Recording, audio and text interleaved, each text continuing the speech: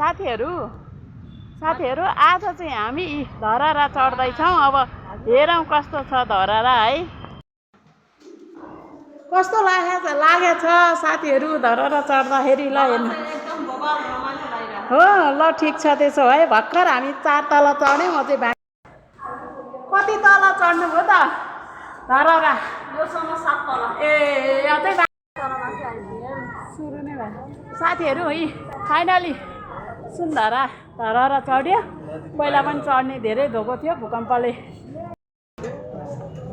Finally साथीहरू धरहरा पुग्यो। पुरै पसिना गर्दै पहिला पनि चढौँला भन्दै भूकम्पले भत्काए। यसपालि चाहिँ ल हेर्नु चढेरै छोड्यो।